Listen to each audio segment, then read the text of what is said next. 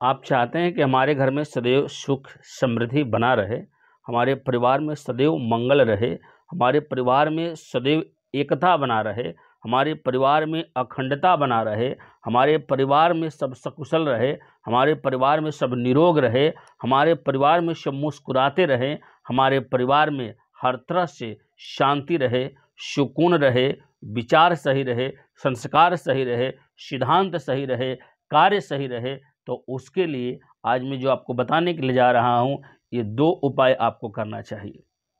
आप चाहते हैं कि हम और हमारा पूरे परिवार स्वस्थ और मस्त रहे, हमेशा मुस्कुराते रहे, कोई उसके पास टेंशन ना हो, तो उसके लिए मैं आज जो उपाय आपको बताने के लिए जा रहा हूँ बहुत ही सरल है और बहुत ही छोटा है। उस जानकारी को जानने से पहले एक काम कर लीजिए, हमारे वीडियो को सब्सक्राइब कर लीजिएगा। आपके मन में कोई समस्या है, चल रहा है, तो कृपया करके आप कमेंट बॉक्स में जाकर कमेंट कर लीजिएगा। व्यक्तिगत रूप से कोई जानकारी अगर आप मुझसे प्राप्त करना चाहते हैं, आपके मन में कोई प्रश्न चल रहा है, तो उसके लिए आप फ़ोन कॉल के माध्यम से, मेरा नंबर दिया गया है, आप देखिएगा ऊपर में ही, तो आप मुझसे संपर्क कर सकते हैं, मुझसे बात कर सकते हैं। मैं आपकी समस्याओं का समाधान करने का प्रयास करूंगा। तो आइए अब हम जानते हैं कि अपने परिवार को सकुशल कैसे रख सकते हैं, कैसे अपने परिवार को मुस्कुराते हुए हम देख सकते हैं, हम भी स्वस्थ रहें, पूरा परिवार भी स्वस्थ रहे। जितनी मैंने बातें बताया, अगर आप ये दोनों कार्य कर देते हैं तो ऐसा आपके परिवार में सदैव रहेगा, अमंगलता आपके परिवार से हट जाएगी, सदैव मंगल ही रहेगा। करना क्या होगा आपको कि आप अपने घर में एक चीज कार्य कीजिए कि आपके जो मेन प्रमुख जो मार्ग है ना घर में प्रवेश करने का, तो ध्यान रखिए, अपने मन में ये संकल्प लीजिए कि उस मुख्य दरवाजे से कोई भी व्यक्ति मांसाहार का सेवन करके आपके घर में प्रवेश न करे। ध्यान रखिए, आपके घर में कोई भी व्यक्ति मांसाहार का भोजन करके, गलत कार्य करके उस घर में प्रवेश न करे। ये विशेष ध्यान देने की चीज है। सदैव परिवार को स्वस्थ और मस्त रखना है तो। और दूसरा, कभी प्रवेश भी न करें और कभी घर में, गृह में भक्षाभक्ष न बने, इसका विशेष ध्यान रखना होगा।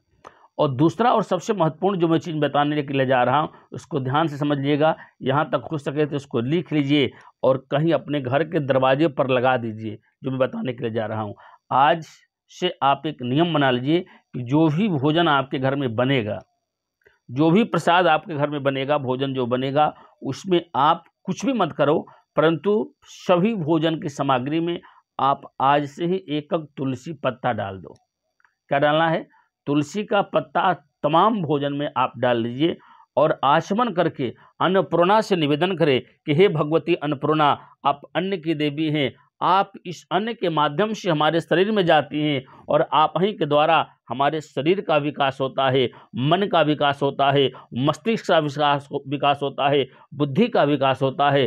तो मेरे साथ साथ मेरे परिवार के तमाम लोगों का मन बुद्धि हमेशा सुंदर रखिएगा, किसी प्रकार का कोई रोग ना हो, भय ना हो, हमेशा परिवार मुस्कुराता रहे। ऐसे निवेदन करके 3 बार आचमन घुमा दीजिए जहाँ आपका भोजन बन रहा है।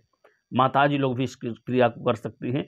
3 बार आचमन घुमाने के बाद वो सारा भोजन जो है अब प्रसाद बन जाएगा। क्या बनेगा? प्रसाद। और सभी परिवार उस प्रसाद को पाइए। काहे को आपके घर में कोई टेंशन होगा, काहे को परेशानी होगा, काहे को कोई रोग आएगा, काहे कोई तकलीफ आएगा, काहे कोई समस्या में रहेगा, कभी नहीं रह सकता है। अगर इस नियम को, सिस्टम को अच्छे से अगर आप फॉलो करते हैं, तब पहला, मांसाहार का सेवन करके कोई घर के अंदर ना जाए, और जो भी हमारे घर में भोजन की सामग्री बने तो आज से उसमें तुलसी पत्ता डालकर ही उसको आप ग्रहण कीजिए और सदैव मुस्कुराते रहिए। जैसे ही तुलसी पत्ता आप डालते हैं तो भोजनम कृत्वेनम ईश्वर स्वरूपाय, वो भोजन जो होता है ईश्वर का स्वरूप हो जाता है। दक्षिणम वर्णम सर्वदेवाम्भुताय, उसमें संपूर्ण देवताओं का वास हो जाता है। तुलसी जो है संपूर्ण देवताओं की एक तरह से श्रृंगार है। संपूर्ण इसलिए मैं कह रहा हूं कि भगवान नारायण स्वयं कहते हैं, सहस्त्र से लिखा पुरुषः सहस्त्राक्षः सहस्त्रपातः, यानी सब कुछ मैं ही हूं। तो जब उनका भोग लग जाता है, जब उनको इतना तुलसी प्रिय है, तो किस देवता को प्रिय नहीं हो सकता है। तो तुलसी का पत्ता डालकर आप भोजन ग्रहण कीजिए। देखिए चारों तरफ से मंगल ही मंगल होगा और परिवार का विकास होगा। जानकारी अच्छी लगी हो तो वीडियो को आगे तक शेयर कीजिएगा। तब तक के लिए जय श्री कृष्ण।